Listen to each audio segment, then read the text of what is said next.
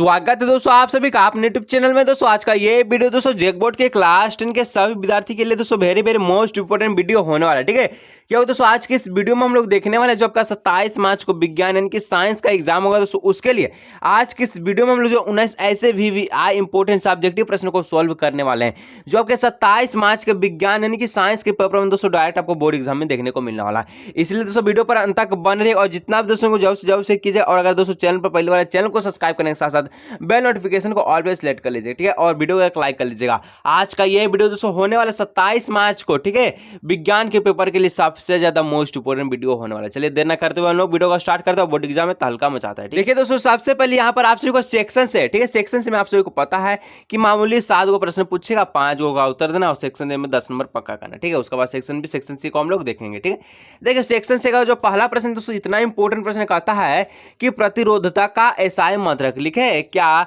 यह चालक की लंबाई पर निर्भर करता है? तो प्रतिरोधता का एसआई मात्रक क्या होता है? प्रतिरोधता का एसआई मात्रक ओम मीटर होता है। और यही प्रतिरोध का एसआई मात्रक बोले तो प्रतिरोध का एसआई मात्रक सिर्फ और सिर्फ ओम होता है। ठीक है, प्रतिरोधता का बोला दोस्तों इसका एसआई मात्रक ओम मीटर होता है। और यह चालक की लंबाई पर पूरी तरह से निर्भर नहीं करता, यानी कि चालक की लंबाई पर नहीं निर्भर करता है। ठीक है, चलिए 2 नंबर कहता है, क्या कहता है? तो 2 नंबर का दोस्तों प्रश्न कहता है कि घरेलू विद्युत परिपथों में स्रोतों के साथ समानांतर क्रम में विद्युत उपकरण को जोड़ने के 2 लाभ लिखे। आखिर के आप जो विद्युत परिपथों को घरेलू उपकरण में जोड़ते हैं, ठीक है, यानी कि घरेलू विद्युत परिपथ को जोड़ते हैं, तो इसका जो अगर के समांतर यानी कि पार्श्व क्रम में इसको जोड़ने का क्या लाभ है, उसको 2 लाभ आपको लिखना है। ठीक है, समांतर क्रम में जोड़ने के 2 लाभ है, यानी कि समांतर बोले दोस्तों या पार्श्व क्रम बोले, ठीक है, दोनों का मीनिंग सेम होता है। ठीक है, पहला हो जाएगा कि प्रत्येक उपकरण को पूर्ण बैटरी वोल्टेज मिलता है। अगर पार्श्व क्रम में जोड़ते हैं उसका दोस्तों अगर तुल्य प्रतिरोध बोलेगा, ठीक है, तो 1/R बराबर होता है 1/R1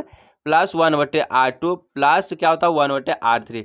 इस तरह से दोस्तों हम लोग जो है क्या करते हैं तो पार्श्व क्रम को जोड़ते हैं। ठीक है, और यहाँ पर आप सभी को बोलता है पहला इसका जो लाभ है कि प्रत्येक उपकरण को पूर्ण बैटरी वोल्टेज मिलता है। ठीक है, दूसरा कि एक उपकरण बंद अथवा खराब होने पर अन्य उपकरण भी क्या होता है प्रभावित नहीं होता। अगर आप पार्श्व क्रम को घरेलू विद्युत में जोड़ेंगे दोस्तों तो ये अगर आपका खराब हो जाता है क्या उपकरण तो दूसरा का खराब नहीं होगा। अगर श्रेणी क्रम में यही आप श्रेणी क्रम इस तरह से जोड़ते हैं, ठीक है, श्रेणी क्रम किससे होता है ऐसे ऐसे होता है, फिर यहाँ से ऐसे ऐसे ऐसे ऐसे। ठीक है, अगर यहाँ पर खराब हो गया तो ये पूरा आपका उपकरण जो है खराब हो जाएगा, इसलिए हम लोग जो पार्श्व क्रम से सहायता से जोड़ते हैं। ठीक है, चलिए 3 नंबर कहता है कि 2 ऐसे धातु का नाम बताइए जिसे हथेली पर रखते ही वह पिघल जाता है।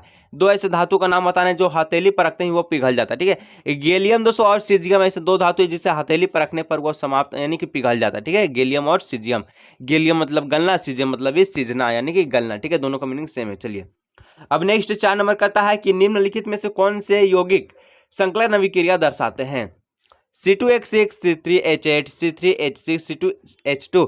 दो यहाँ पर 4 को दोस्तों आपका दिया गया है यौगिक। ठीक है, अब बोल रहा है कि निम्न में से कौन से यौगिक संकलन अभिक्रिया को दर्शाते हैं, तो संकलन अभिक्रिया को कौन कौन दर्शाएगा, तो इसका उत्तर लिखिएगा, क्या लिखिएगा C3H6 तथा C2H2। ठीक है, ये संकलन अभिक्रिया को दर्शाएगा क्योंकि संकलन अभिक्रिया एक ऐसी अभिक्रिया है जिसमें असंतृप्त हाइड्रोकार्बन किसी उत्प्रेरक की उपस्थिति में संतृप्त हाइड्रोकार्बन यानी कि एल्केन का निर्माण करता है। ठीक है, किसका निर्माण करता है तो एल्केन का निर्माण करता है।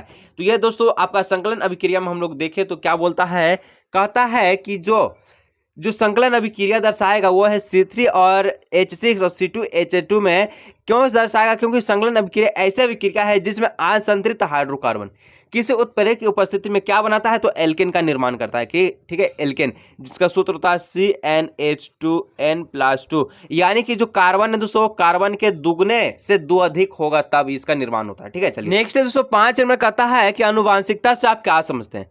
तो अनुवांशिकता क्या है? तो माता पिता के गुणों का एक पीढ़ी से दूसरे पीढ़ी में स्थानांतरित होना ही अनुवांशिकता कहलाता है। ठीक है, और ये पूरी तरह से किस पर निर्भर करता है तो DNA पर निर्भर करता है। ठीक है, 6 नंबर का प्रश्न कहता है कि ओजोन परत की क्षति के लिए कौन से रासायनिक पदार्थ उत्तरदायित्व है?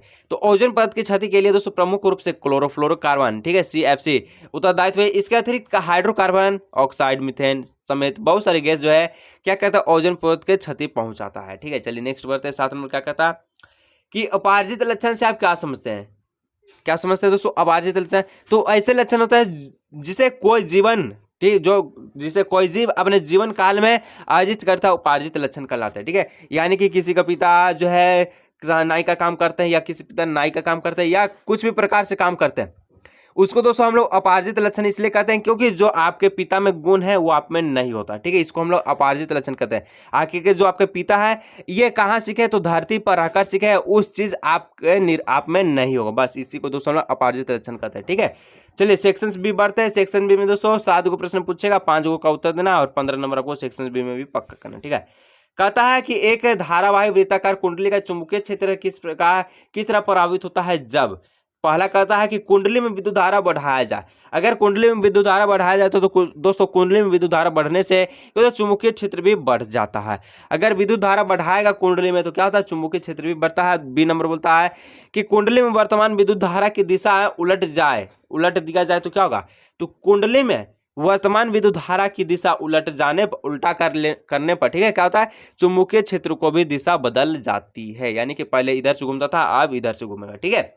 अब नेक्स्ट कहता है सी नंबर की कुंडली में फेरों की संख्या में वृद्धि किया जाए। अगर कुंडली में फेरों की संख्या अगर वृद्धि हो जाए तो क्या होगा, तो कुंडली में फेरों की संख्या में वृद्धि होने पर चुंबकीय क्षेत्र में भी वृद्धि हो जाता है, ठीक है। चलिए 9 नंबर कहता है कि वोल्ट मीटर और अमीटर में कोई 3 अंतर बताए। वोल्ट मीटर और अमीटर, वोल्ट मीटर दोस्तों विभवांतर को नापता है और अमीटर विद्युत धारा को मापता है। तो जैसे कि हम लोग पहला में यहाँ पर अंतर देखे तो वोल्ट मीटर और अमीटर में 3 अंतर निम्नलिखित। तो पहला अमीटर धारा मापता है जबकि वोल्ट मीटर विभवांतर मापता है, ठीक है।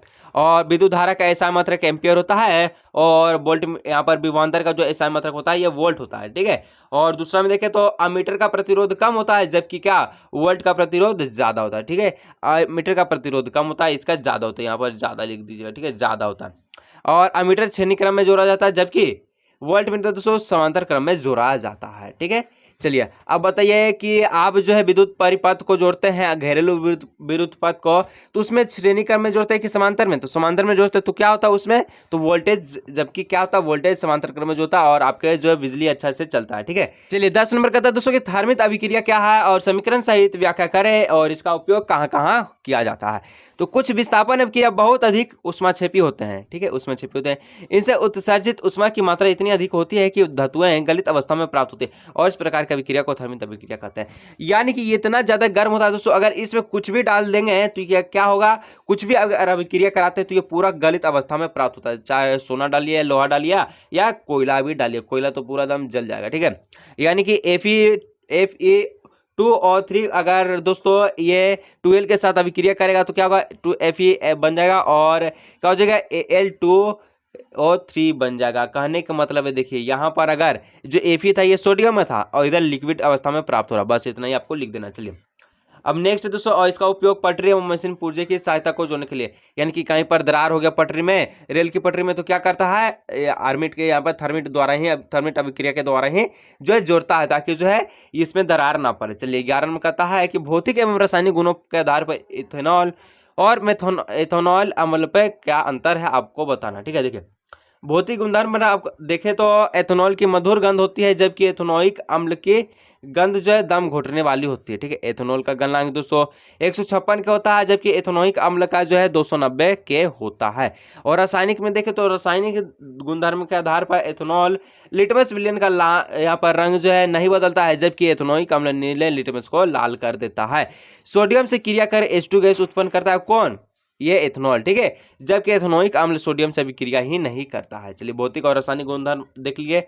अब नेक्स्ट 12 नंबर कहता है कि वे कौन से तरीके हैं जिनके द्वारा विशेष लक्षण वाले व्यष्टि जीवों की संख्या समिष्ट में बढ़ जाती है। देखिए क्या हो जाएगा, तो विशिष्ट लक्षण वाले व्यष्टि यहाँ पर व्यष्टि जीवों की संख्या निम्न तरीके से समिष्ट में बढ़ जाती है। पहला, समिष्ट की वृद्धि क्या होता है, लैंगिक प्रजनन पर आधारित होता है, ठीक है, और जिसमें नर और मादा दोनों का जरूरत होता है। नेक्स्ट है 2 नंबर कहता है कि विभिन्नताएं ही स्पीशीज का सुरक्षा करती है।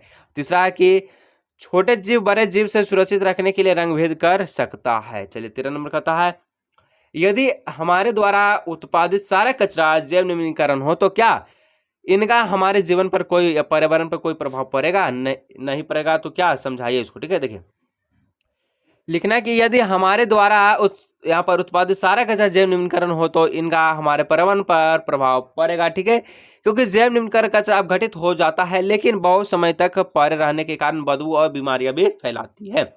जो कचरे जल्दी अपघटित हो जाते हैं उससे पर्यावरण को कोई नुकसान नहीं है, जैसे सब्जी का कचरा हो गया दोस्तों, या फिर आप कुछ कहें तो यहाँ पर मतलब कि जो कचरा है ये अपघटित तुरंत से हो जाता है, ठीक है। इससे आपके जो पर्यावरण को कोई नुकसान नहीं होता है। लेकिन अगर इसे खाद के रूप में इस्तेमाल किया जाता है और इससे मिट्टी की उर्वरता भी प्राप्त होती है। और अगर ऐसा कोई चीज़ है दोस्तों जिसको दफनाएंगे मिट्टी के अंदर तो बहुत सालों साल लग जाता है, वो दोस्तों अपघटित होता है लेकिन वो बीमारियां पैदा करता है, ठीक है। चलिए अब 14 नंबर कहता है कि विकास में संबंध स्थापित करने वाले जीवाश्म का क्या महत्व है। तो विकास में संबंध स्थापित करने वाले जीवाश्म का अति महत्वपूर्ण भूमिका निभाते हैं युगों पहले जो, ठीक है, युगों पहले जो जीव ऐसे वातावरण में चले गए जहां उनका पूरा अपघटन नहीं हुआ था। उनके शरीर की छाप जो चट्टानों पर सुरक्षित रह गई वह परिचित जीवाश्म ही जीवाश्म कहलाते हैं। जब जीवाश्मों की खुदाई से प्राप्ति की जाती है तो उनके प्राप्ति की गहराई से पता चलता है कि वह लगभग कितना गहरा में डूबा गया है और अभी के जीव जंतु में पुराने और जीव जंतु के समान विभिन्नता पाया जाता है। जैसे दोस्तों डायनासोर को देखिए तो डायनासोर का अभी पारिस्थितिक कठोर यहाँ पर या कहें तो चट्टानों पर उसका पैरों का निशान पाया गया है। क्यों पाया गया? क्यों? उनका जो अपघटन नहीं हुआ है, जिस कारण जो आज तक भी पाया गया है। अगर दोस्तों वीडियो अच्छा लगता है वीडियो को लाइक, चैनल को सब्सक्राइब कीजिएगा। दोस्तों हम लोग जो आज की इस वीडियो में सेक्शन ए और सेक्शन बी को सॉल्व किए, नेक्स्ट पार्ट में दोस्तों सेक्शन सी में जल्द लेकर आने वाले हैं, तो वीडियो को लाइक, चैनल को सब्सक्राइब कीजिए। मिले हम लोग इस तरह और नए वीडियो में।